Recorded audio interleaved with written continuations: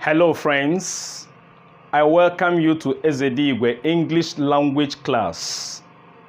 In this video, we need to talk about the aspects of writing in English language. But then I expect you to understand something, that the English language is divided into spoken English and written English. And you need to be very balanced. There are, of course, people that are very conversant with the spoken English. Such people, they do not do well in the area of the written English. And there are this category of people who are very good in written English. Of course, such people, they find it as a problem, when the challenges of spoken English come up. All right? But then we should be balanced. It is important that you acquaint yourself and diversify your competence level in both areas. That means you need to familiarize yourself and become very efficient with the spoken English as well as the written English. What we are looking at today is the written aspect of English language, and we are talking about creative writing. In creative writing, you need to understand what we are talking about here. When we talk about creative writing, it is the type of writing that involves someone, initiating whatever it is you are writing from your head. You are not copying from any source. You don't have any book or any established kind of write-up that you are looking at to put down whatever it is you are writing. No, it is a type of writing that involves your own ability, your own personal ability, to come up with the ideas you will have to pen down. The ideas, you establish them in your thoughts, in your imaginations, you think about them, then you put them down in a piece. That's the kind of writing we refer to as creative writing. Of course, like I said, in creative writing, you don't have a source for which you copy from. You don't have anything you are looking at, maybe book or board or any other source where you look at to write. No, you are writing from your imagination. You come up with policies and you are putting them down. Okay, in creative writing, which we also refer to as essay writing, of course, we have categorically, grouped them or divided them into four different types. We have the narrative essay. The first one from the board, we have it as the narrative essay. And this is the kind of writing that involves telling a story. Some of the literature books, the novels we read, they involve story, narrative work. And in storytelling can be factual, it can be fictitious. That's why we have fiction and non-fiction in literature. All right? So this aspect of writing involves storytelling, like I said, and of course, a story can be fiction, it cannot be fiction. That means non-fiction. When it is fiction, it involves imaginations, stories that are based on imagination. They are not real. They are not centered on reality. But when it is non-fiction, it means that whatever it is you've written is centered on facts, something that happened, and then you are there to pen down and tell the story in writing. That's the type of writing we call narrative writing or narrative essay. Okay, we have the expository.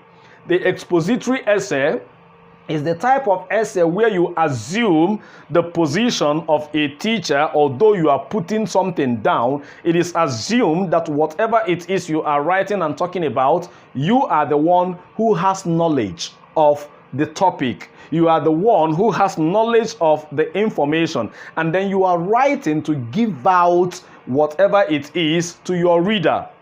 All right? So that is why it is termed or referred to as expository essay. For instance, the way we process a particular food product in my locality, if I decide to put it in writing, I am the one who knows about it. And then putting it in writing, it means I am teaching, bringing the knowledge to somebody else who will read the concept or will read my write-up or my article. So in expository writing, it involves a situation where you are writing something based on what you've known. Maybe somebody else may not know it, or he doesn't know it very well, too well the way you do, and then you put it in writing, he reads and understands, of course. That's the kind of writing we refer to as expository writing. And then in descriptive writing, that's the next one, or descriptive essay. It involves the type of writing that explains, that interprets. You know, maybe somebody, for instance, if I want to write about myself, or write about somebody else, or write about my country, or write about my town, my village, I need to describe my house, and then I have to put it in writing. That's the type of writing we call descriptive. If I have gone to a place and watched a museum or watched a football match, and at a time I decide to talk about it, I describe the place, the setting of the whatever, the activity, putting it in writing. I talk about the stadium, talk about the area, the location of the event and all that. That kind of writing is what we call descriptive writing. The next one is the argumentative. This is the kind of essay writing or creative writing that involves argument. Of course, there must be a motion which you can criticize. That means you stand for it, you accept the motion by saying, yes, I agree to this particular motion, or you say no, you refuse by saying, I don't agree to this. Example, if we come up with a motion such as parents or teachers are to be held responsible for the poor performance of their children in school, something like this is an argumentative, expression. If I have to say it, of course, the parents, if they are here listening to me out there, you parents listening to me, and I happen to accuse you in my motion saying that you are to be held responsible for the poor performance of your child in school, you will not find it funny. You will have reason to make arguments. You will have reason to criticize me. And then if you are a teacher out there, I happen to tell you that you are to be held responsible for the poor performance of the child or children you teach in your class.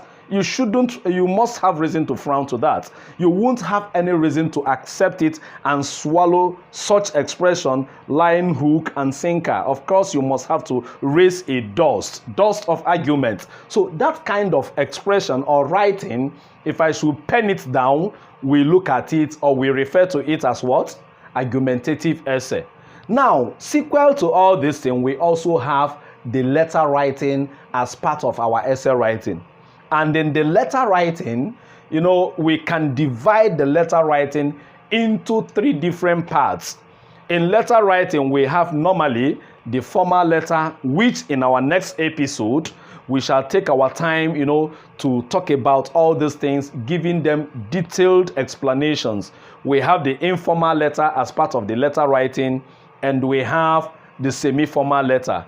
I want to continue to urge you, please, if you are in love with what we are doing, always follow us on Facebook and click to the red button to subscribe to our channels. You will continue to get notification as we keep unleashing videos that will be centered on systematic and expository teachings. Thank you very much.